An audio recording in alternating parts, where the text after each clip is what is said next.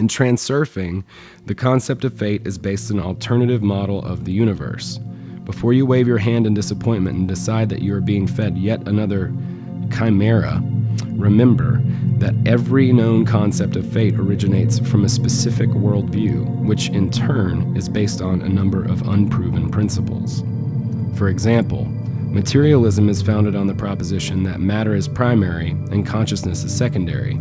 Idealism claims the opposite. Neither of these philosophies has been proven, and yet models of the universe are constructed around both.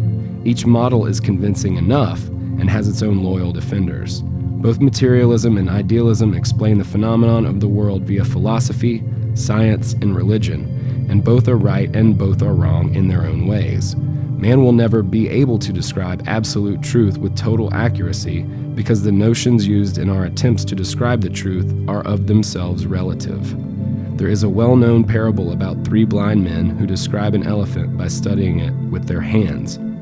The first blind man touches the elephant's trunk, the second touches the leg, and the third touches the ear. Each draws conclusions about what kind of animal the elephant represents based on their own findings.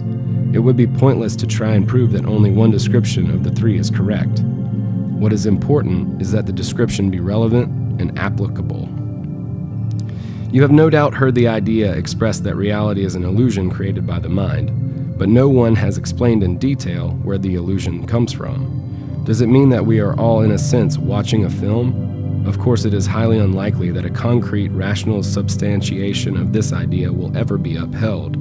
Others hold the opposite opinion that the material world is simply a mechanism which functions according to its own immutable laws and cannot be governed by human consciousness. There is surely an irrefutable grain of truth in this idea. The human mind likes to have its feet on solid ground, free of ambiguity, and so for centuries scholars have been tearing one theory to pieces in favor of another, which is then placed high on a pedestal. After every fight on the intellectual battlefield for truth, just one fact remains undefeated. Every theory represents a separate aspect of the phenomenon of a multifaceted reality. Each theory that stands the test of time has its place, for they all represent one aspect of reality. If you decide that fate is something predestined that you cannot personally change, then this is how it will be. In effect, you are voluntarily giving yourself to the will of others, becoming like a small boat floating at the mercy of the waves. If, however, you decide that you can create your own destiny, then you will consciously take responsibility for everything that happens in your life, battling against the waves in an attempt to sail your little boat. You may have noticed that whatever you choose is always manifested. What you choose is what you get. Whatever worldview you choose to believe in, the truth of that worldview will always be on your side, and others will argue with you because they too are right.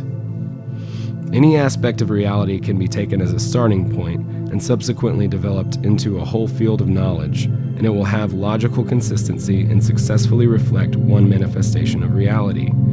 An entire field of knowledge can be substantiated by just one fact, which, although not fully understood, has its place. For example, quantum physics is based on a number of unproven truths and postulates which cannot be proven because they serve as the basic starting point for a given field of knowledge.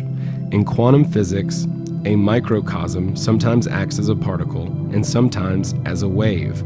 Unable to provide an unambiguous explanation for such dualism, scientists took the phenomenon to be an axiom.